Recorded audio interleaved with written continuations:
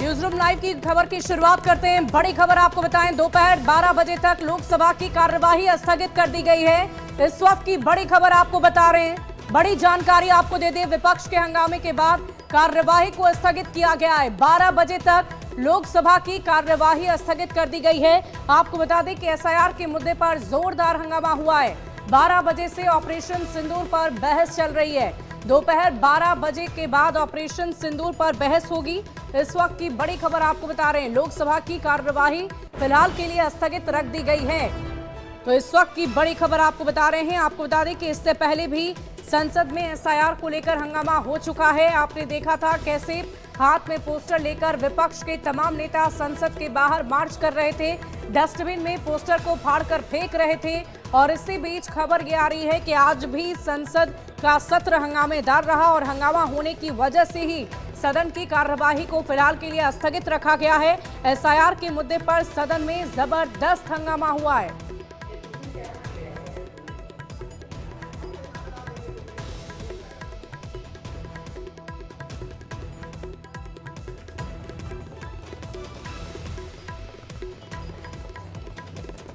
और देखिए, लोकसभा में हंगामे के बीच स्पीकर ने विपक्षी दलों को फटकार लगाई है और ये कहा है कि आप ये चाहते हैं कि सदन की कार्यवाही आगे ना बढ़े और इसीलिए आप इस प्रकार से बाधा डाल रहे हैं। विपक्ष के रवैये पर सवाल खड़े किए गए हैं, सदन को बाधित किया जा रहा है। नेता प्रतिपक्ष से स्पीकर की अपील है, नेताओं को समझाने बुझाने की अपील की गई है। ये तरीका उचित नहीं है, स्पीकर ने इस बात की चर्चा की है।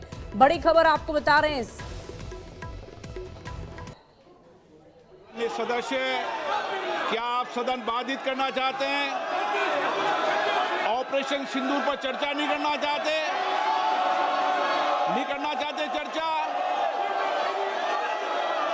मिस्टर गोगोई और आप सब राजनीतिक दल के लोग आए थे, आपने कहा ऑपरेशन सिंदूर पर चर्चा होनी चाहिए, फिर आप सदन बाधित कर रहे हैं। आखिर सदन आप क्यों नहीं चलने दे रहे? प्रश्नकाल माननीय सदस्यों का सबसे महत्वपूर्ण समय होता है। आखिर देश जानना चाहता है कि आप प्रश्नकाल क्यों स्थगित करना चाहते हैं, क्यों आप प्रश्नकाल के अंदर नियोजित बाधा करना चाहते हैं। माननीय प्रतिपक्ष के नेता, आपके दल के नेताओं को समझाओ, इनको सदन में पर्चे फेंकने के लिए, तख्तियां लाने के लिए नहीं भेजा है। आप प्रश्नकाल नहीं चलाना चाहते, आखिर जवाब दो। देश जानना चाहता है कि आप प्रश्नकाल क्यों नहीं चलाना चाहते। 10 महत्वपूर्ण मंत्रालयों पे आज चर्चा होने वाली है। शिक्षा, पर्यावरण, वित्त, श्रम, ऐसे महत्वपूर्ण विभागों पर चर्चा होना चाहती है। सदस्यों का समय होता है, आप प्रश्नकाल नहीं करना चाहते। आखिर क्यों प्रश्नकाल स्थगित करा रहे हो आप? क्यों सदन के अंदर नारेबाजी, तख्तियां, पर्चा फेंक रहे हो? ये सदन के अंदर मर्यादा आपकी? देश देखना चाहता है कि आप नियोजित तरीके से सदन को बाधित करते हैं, संसद की मर्यादाओं को गिराते हैं, गरिमा को गिराते हैं। आप चर्चा नहीं करना चाहते, आप मुद्दों पर विषय नहीं रखना चाहते, प्रश्नकाल पर माननीय सदस्यों को बोलने नहीं देते आप। ये तरीका आपका उचित नहीं है। मैं फिर आपको आग्रह कर रहा हूं, सदन की मर्यादाओं को बना के रखो। सदन सबका है, देश की 140 करोड़ जनता की अभिव्यक्ति का सर्वोच्च संस्था है। आप इसी तरीके का आचरण व्यवहार करना चाहते हैं, ये देश देखेगा कि आपने प्रश्नकाल को नियोजित तरीके से बाधा पहुंचाई, तख्तियां लहराई, पर्चे फेंके, नारेबाजी करी। सदन की कार्रवाई आज 12 बजे तक के लिए स्थगित की जाती है। तो आपने सुना कि माननीय अध्यक्ष ने क्या कहा है। उन्होंने कहा कि सदन की कार्यवाही 12 बजे दोपहर तक स्थगित रखी जाएगी, लेकिन उस दौरान सदन में क्या कुछ हुआ है उसकी कुछ तस्वीरें हम आपको दिखाते हैं। लोकसभा में एसआईआर पर जो हंगामा हुआ वो तस्वीरें हम आपको दिखा रहे हैं। साथ ही साथ संसद के बाहर विपक्षी दलों का ये प्रदर्शन की तस्वीर हम आपको आपकी टीवी स्क्रीन पर दिखा रहे हैं। 2 तस्वीरें हम आपको दिखा दें। थोड़ी ही देर में ऑपरेशन सिंदूर पर चर्चा शुरू हो जाएगी। 12 बजे का वक्त निर्धारित रखा गया है जब ऑपरेशन सिंदूर पर चर्चा संसद के भीतर होनी है। लेकिन उससे पहले की जो तस्वीर सामने आई है वो तस्वीरें हम आपको आपकी टीवी स्क्रीन पर दिखा रहे हैं।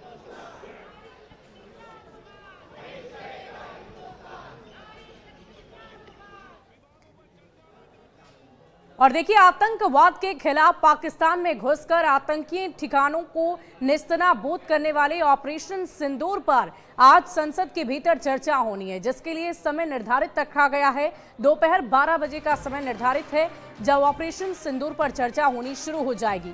लगभग 16 घंटे तक ये समय रखा गया है जब संसद में ऑपरेशन सिंदूर पर चर्चा होगी। आपको बता दें कि दोपहर 12 बजे रक्षा मंत्री राजनाथ सिंह इसकी शुरुआत करेंगे, जबकि विपक्ष की ओर से नेता प्रतिपक्ष राहुल गांधी अपनी बात रखेंगे।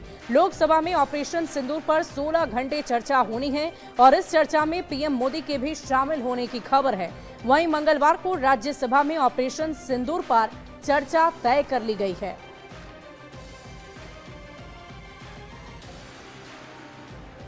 और इधर बीजेपी सांसद संजय जायसवाल को लेकर भी खबर आ रही है कि सरकार पहले दिन से ऑपरेशन सिंदूर पर चर्चा के लिए बिल्कुल तैयार थी, ऐसा कहना है संजय जायसवाल का। लेकिन विपक्ष ने बेमतलब का एक हफ्ता हंगामा किया है। हमारा जो मुख्य उद्देश्य था आतंकवादी अड्डों को नेस्तनाबूद करना, 23 मिनट में हमने उन सभी आतंकवादियों के अड्डों को ख़त्म किया। और जब पाकिस्तान ने हिमाकत की तो उसका भी माकूल जवाब दिया गया है। सारी बातें सबों के सामने हैं। हम ऑपरेशन सिंदूर पे प्रतिपक्ष चर्चा करना चाहता है। हम पहले दिन से तैयार थे, बिना कारण के इन्होंने 7 दिन लोकसभा चलने नहीं दिया।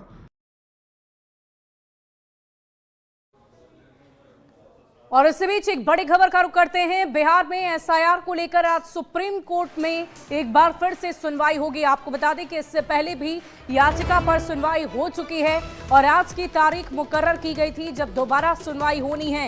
एसआईआर पर आज सुप्रीम कोर्ट में सुनवाई। बिहार में एसआईआर को चुनौती देने वाली याचिकाओं पर आज सुनवाई फिर होनी है। पिछली सुनवाई में निर्वाचन आयोग को राहत मिली थी।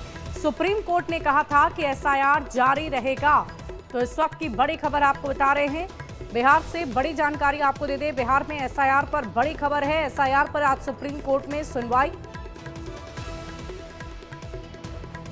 इस साल बिहार में विधानसभा चुनाव होने हैं और विधानसभा चुनाव के ठीक पहले जिस तरह से केंद्रीय चुनाव आयोग के द्वारा एक बड़ा फैसला लिया गया बिहार में मतदाता विशेष सूची पुनरीक्षण का मामले में, तो इस मामले में आज सुप्रीम कोर्ट में एक महत्वपूर्ण सुनवाई होगी और सुनवाई के दौरान में उन तमाम दलीलों को कोर्ट के सामने रखा जाएगा। खास तौर पर केंद्रीय चुनाव आयोग के द्वारा जिस तरह से बकायदा कुछ महत्वपूर्ण जो फैसले लिए गए और आज कोर्ट के सामने आज बताया जा सकता है कि किस तरह से वहां पर काफ़ी जो लोगों का जो नाम हटाने की बात सामने आई है, तो उसकी सच्चाई क्या है। इस मामले में उन तमाम डेटा को हो सकता है कोर्ट के सामने रखा जाएगा। खास तौर पर ऐसा देखा गया है जिस तरह से तमाम जानकारी निकल के सामने आ रही है कि लाखों ऐसे लोग जो मृत हो चुके हैं पिछले कुछ समय के दौरान में, लेकिन अभी तक उनका नाम मतदाता सूची में था, तो किस तरह से उन्हें हटाया जा रहा है। लाखों ऐसे लोग जो बिहार मूल के हैं जिनका वहाँ पर मतदाता सूची में उनका नाम है, लेकिन अन्य दूसरे राज्यों में भी उनका नाम है, तो उससे भी जुड़े हुए जो तमाम डेटा को हटाया गया। तो इस तरह से कई ऐसे महत्वपूर्ण जो आंकड़े हैं उन तमाम आंकड़ों को कोर्ट के सामने रखा जाएगा। उसके बाद किस तरह से सुप्रीम कोर्ट आगे का फैसला लेती है, निश्चित तौर पर इस मामले पर आज की सुनवाई बेहद महत्वपूर्ण होने वाली है।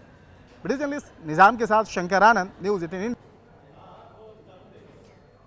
खबर आपको कटिहार से बताएंगे, जहां बिहार में विधानसभा स्तरीय कार्यशाला आयोजित की जा रही है जगह जगह पर, और इसी में शामिल हुए थे बिहार के पूर्व डिप्टी सीएम तारकिशोर प्रसाद, जिन्होंने तेजस्वी यादव पर निशाना साधते हुए कहा है कि वो चुनाव का बहिष्कार सिर्फ और सिर्फ इसलिए कर रहे हैं क्योंकि उन्हें हार का डर सता रहा है, हार की हताशा सता रही है। उन्होंने कहा कि घुसपैठी और रोहिंग्या वोटरों के नाम पर एसआईआर सूची से कटने के बाद तेजस्वी यादव बेचैन हो गए।